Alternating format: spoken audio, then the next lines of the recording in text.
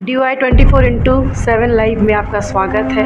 आज कुणाल पारिक के सर के साथ KPDBT के माध्यम से अध्यात्म के बारे में जानेंगे। तो सर, अध्यात्म है क्या और अध्यात्म के द्वारा कलयुग और सतयुग में क्या अंतर और इसकी क्या परिभाषा दर्शकों को बताएं। ये क्या है, स्पिरिचुअलिज्म क्या है, ये क्वेश्चन जो है आज अभी नहीं, हम लोग के बुजुर्ग से लेके यंग लोगों से लेके सब लोग यही पूछ रहे हैं कि स्पिरिचुअलिज्म है क्या। और इसकी परिभाषा अगर मैं यहाँ पर बोलना शुरू करूँ तो शायद 7-8 घंटे बच्चे हो जाएंगे और इसके एंड में हम लोग नहीं पहुँचे। स्पिरिचुअलिज्म एक जर्नी है। अब किस चीज़ की जर्नी है? ये जर्नी बहुत लंबी एक जर्नी होती है।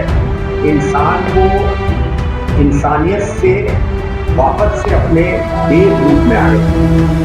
अगर एक लाइन में बोले तो एक लाइन में इसका यही है, इंसान को अपनी इंसानियत से निकल के देव रूप में जाने की ही जर्नी है स्पिरिचुअलिज्म। मछली, एक छोटी सी मछली तालाब में रहती है, तब तक उसको हम लोग बोलते हैं रिलीजियस। तालाब की मछली तालाब में रहती है तो उसको बोलते हैं रिलीजन। और वही अगर मछली आज सागर में चल जाए, जिसके एंड में आप नहीं देख सकते, जिसका गहराई नहीं मालूम, वही है स्पिरिचुअलिज्म। तो अगर एक लाइन में बोला जाए, जो मैं हर एक प्लेटफॉर्म पे बोलता हूँ, इंसान आया है भगवान के रूप में, इंसान अभी इंसान बना है बीच में, और इंसान को वापस भगवान बन के ही जाना है, चाहे इस जन्म में बनो चाहे नेक्स्ट जन्म में बनो। एक दर्शकों का सवाल आपके सामने उभर करके आ रहा था, क्या धर्म स्थल पे जाने पे अध्यात्म प्राप्त हो सकता है? ऐसा क्या माध्यम है? धर्म स्थल पे जाने से इंसान को शांति मिल सकती है।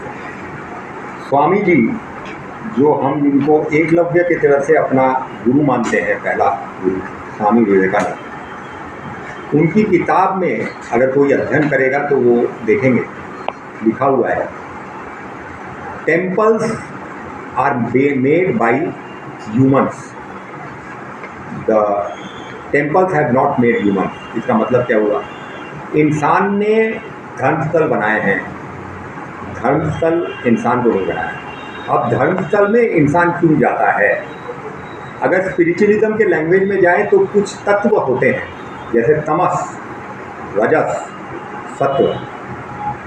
आज जो है ये धर्मस्थल में, क्योंकि हर एक इंसान एक अपनी पवित्रता लेके पहुंचती है, चाहे वो जिस भी धर्मस्थल की बात करें। हम ये नहीं बोल रहे कि वो कृष्ण के वो है क्रिश्चियनिटी और इस्लाम और हिंदुत्व, जो भी है, धर्मस्थल के अंदर में एक उस तरह की वाइब्रेशंस रहती है जिसमें जाते ही आप पवित्र हो जाते हो। वहाँ पर आप पवित्र हो जाओगे, मगर आज मत आपको स्पिरिचुअलिज्म नहीं मिलेगी। KPDBT के जो लोग जुड़े हैं KPDBT से, उनका ये सवाल आ रहा है, क्या अध्यात्म के द्वारा आध्यात्मिक पद्धति से मोक्ष की प्राप्ति हो सकती है? वो है तो कैसे? वो पद्धति जानना चाहते हैं आपके माध्यम से लोग। ये आपने जो क्वेश्चन पूछा कि मोक्ष की प्राप्ति, तो पहले हम लोग इस पे थोड़ा लाइट डालें कि मोक्ष क्या है। मोक्ष वही है जो मैं थोड़ी देर पहले बोला था, इंसान को वापस से भगवान बनना है। इंसान भगवान के रूप में आया, इंसान बना और वापस से देवत्व के रूप में जाना है। डिविनिटी जो हम बोलते हैं, देवत्व, तो देवत्व क्या है कि हर एक इंसान एक भगवान का रूप है। बड़े बड़े ऋषि मुनि बोले हैं कि इंसान ही भगवान है, इंसान के रूप में भगवान देखो। तो इंसान सही में भगवान है, मगर वो अपनी ये जो पावर है, ये जो देवत्व है, ये भूल गया है इस माया में। ये मायावी दुनिया में आके वो अपने ये चीज़ भूल गया है कि उसके अंदर में क्या क्या पावर्स हैं। अब रही बात अपनी मोक्ष, तो मोक्ष मतलब वापस से अपने देवत्व को हासिल करना। अभी कलयुग में देखा जा रहा है और दर्शकों का भी सवाल आपके सामने उभर करके आ रहा है, क्या नृत्य के माध्यम से, नाच गाने के धार्मिक माध्यम से, पूजा अर्चना के माध्यम से अध्यात्म को प्राप्त कर सकते हैं, देवत्व को प्राप्त कर सकते हैं? देखिए, रिलीजियस मैंने जैसे कुछ दिन पहले भी बताया, जो spiritualism is a vast subject, बहुत बड़ा सब्जेक्ट है। रिलीजन क्या है? अभी आपको अगर अपने को जानना है, उसके रास्ते आपके पास में 2-3 ही। एक है आपके पास में कर्म योग, एक है ज्ञान योग, एक है आपके भक्ति योग। भक्ति योग में ये नाच गान विभिन्न चीज़ें हैं, रिलीजियस जो हम लोग पूजा पाठ अर्चना करते हैं, ये सब आती है भक्ति योग के अंदर। भक्ति योग का मार्ग अलग है। अल्टीमेट देखिए, आपके व्यूअर्स को बोलूँगा कि ज़रा इसको बड़ा ध्यान से सुनें। अल्टीमेटली इंसान को अपने अंदर में सोई हुई ऊर्जा को जगाना है, जिसको हम लोग अपने स्पिरिचुअल वर्ड में बोलते हैं कुंडलिनी। कुंडलिनी कहाँ पर विराजमान है? वो मूलाधार चक्र के अंदर पे विराजमान है।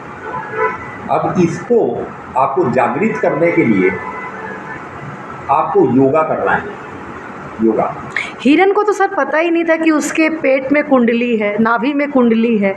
तो मनुष्य कैसे ये समझ पाएगा, ये कलयुग की दिनचर्या में इतना भाग दौड़ में कैसे?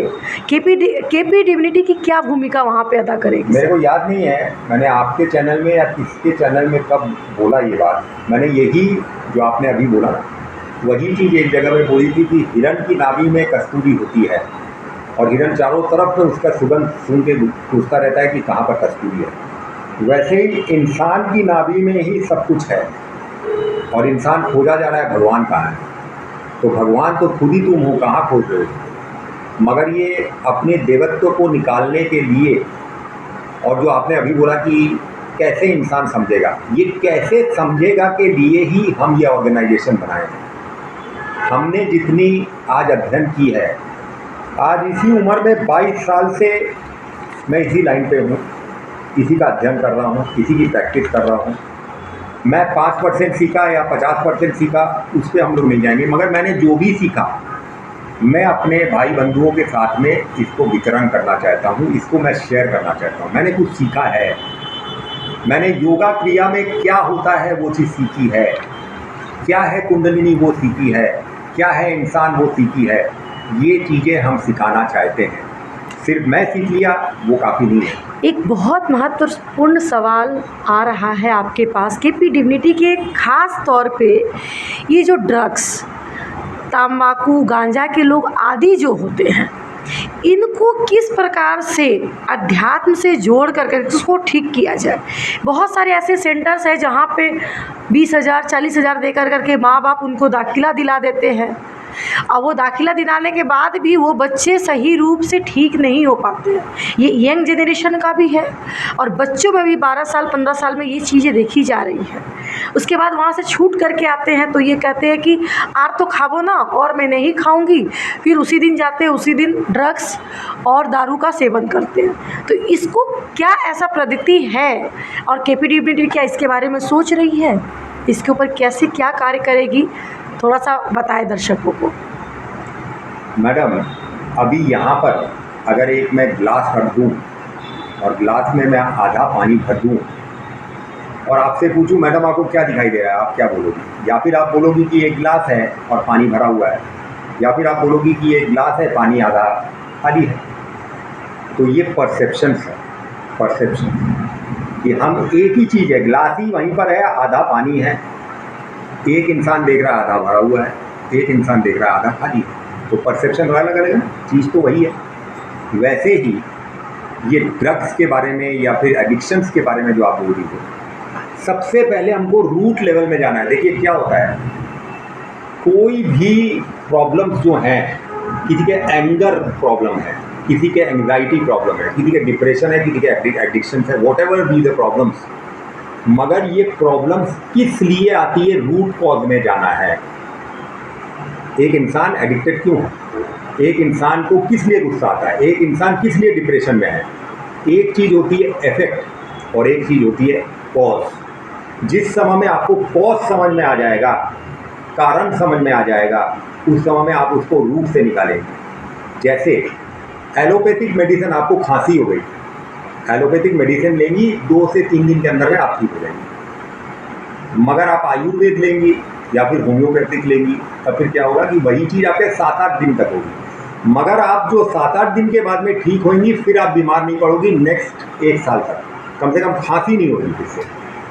मगर ये जो आपके एलोपैथिक है वो वापस से आपके 2-3 महीने के अंदर में फिर से हो सकती है, रिपीट हो सकता है। वाई? कॉज में नहीं गया, सिर्फ इफेक्ट को क्लियर कर दिया। ये एडिक्शन पे अब बनाते हैं, ये मैंने आउटलाइन आपको बताई। अब जो है एडिक्शन इंसान करता क्यों? सबसे पहले काफ़ी जगहों में हम लोग जाके एडिक्शन सेंटर में बातचीत किए एडिक्शन लोगों से।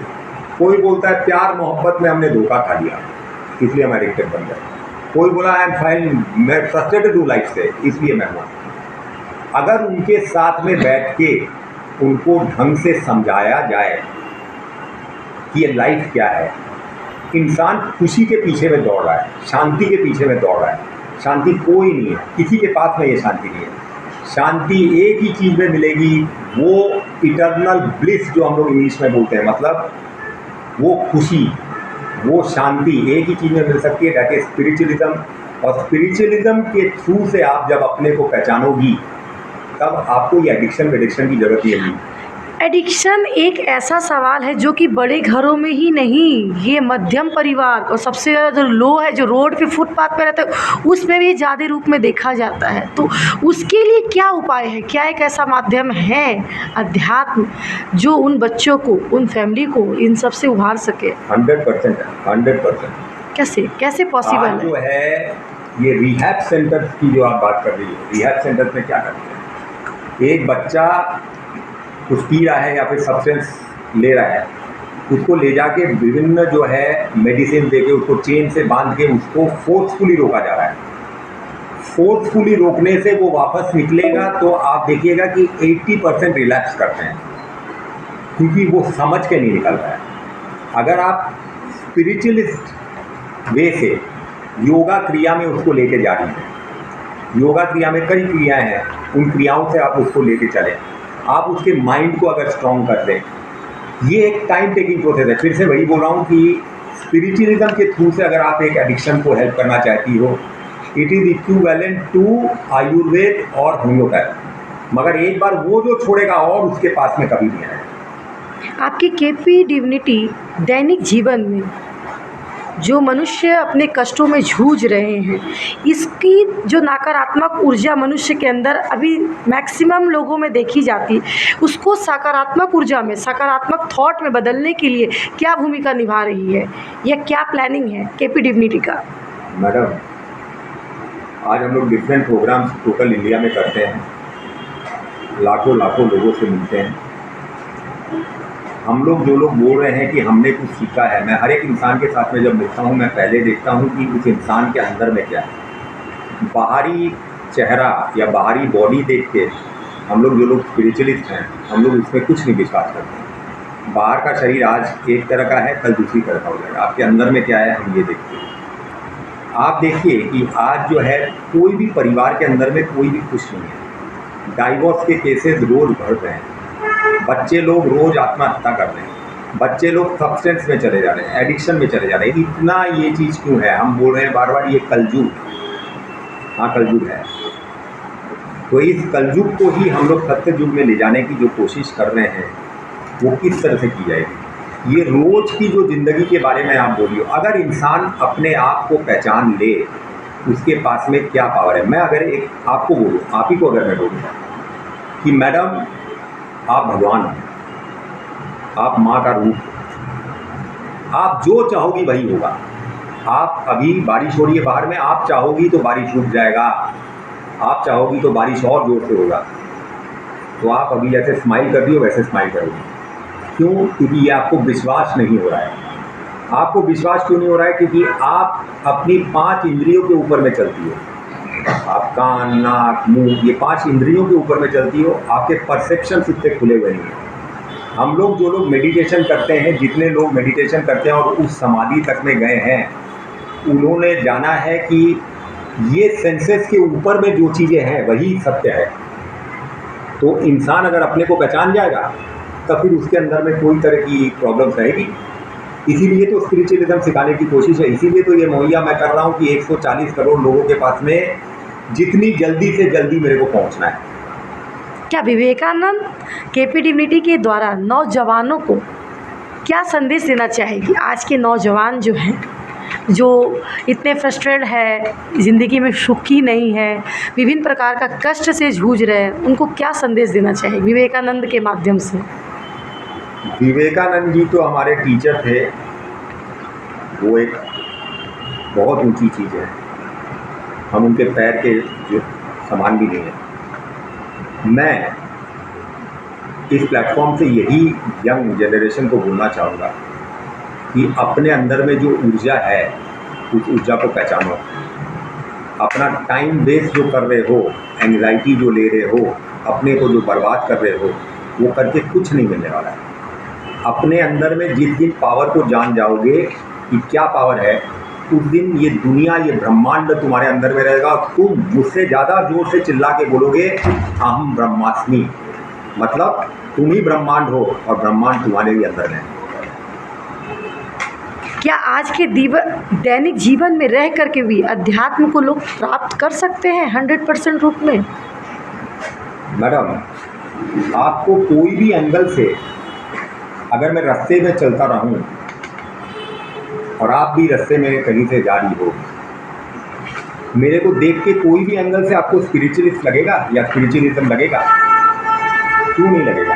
बिकॉज मैं दिखावे में विश्वास नहीं करता। इंसान के अंदर में स्ट्रॉन्गनेस रहना चाहिए, दिखाऊंगा मैं नहीं। वैसे ही आज जो आप बोल रही हो कि जनरल मास क्या स्पिरिचुअलिज्म में आ सकती है, अगर मैं एक सिंपल इंसान इस उम्र में अगर इतना कुछ थोड़ा बहुत जो भी सीखा वो सीख सकता हूँ, हर एक इंसान सीख सकता है, मगर एक राइट मार्गदर्शन की ज़रूरत है। आज बहुत सारा आपसे बहुत कुछ अध्यात्म के बारे में जानने को मिला, तो एक छोटा सा सवाल, अंतिम सवाल है ये, अध्यात्म क्या धर्म से परे है? इसकी टिप्पणी थोड़ा सा करें। अध्यात्म जो है वही धर्म है, धर्म ही हो, दोनों एक दूसरे के संग में, परस्पर है, एकदम संग में है, एक साथ में है, कोई चीज़ अलग नहीं हो सकती। आज जो है ज्ञान योग में बोला गया है कि इंसान डिवाइन है, इंसान पावरफुल है, इंसान के अंदर में ये ब्रह्मांड है। केपी डिविनिटी के बारे में जान करके सब लोगों को बहुत ही अच्छा लगेगा। और आप ये केपी डिविनिटी का आने वाले फ्यूचर में क्या प्लानिंग है? मैडम, आपके व्यूअर्स के थ्रू में मैं एक ही चीज़ बोलना चाहूँगा, केपी डिविनिटी बड़ी चीज़ नहीं है। कुणाल जो आपके सामने में है ये बड़ी चीज़ नहीं है, इंसान बहुत बड़ी चीज़ है। हमारी ये जंग बोलिए या मूवमेंट बोलिए या जो भी बोलिए, ये मूवमेंट है कि आज मैं इंडिया को कवर करना चाह रहा हूँ, और इसीलिए मैं हमेशा हर एक प्लेटफॉर्म में बोलता हूँ कि आई एम ऑलवेज इन अ हरी, क्योंकि 140 करोड़ लोगों को मैं एक बार अगर समझाऊंगा ये वो नहीं समझेंगे। 22 साल इस टोटल चीज़ को सीखते सीखते आज की डेट में भी मैं बोल रहा हूँ कि मैं कुछ भी नहीं सीखा। तो मैं अगर ये टोटल इंडिया को कवर कर सकूँ और फिर से कवर कर सकूँ, तभी ये इंडिया एक और भी पावरफुल नेशन हो रहेगा और इंसान अपने अंदर में सोई हुई ऊर्जा को जगा सकेगा। बहुत बहुत धन्यवाद सर, इतना कीमती समय निकालने के लिए।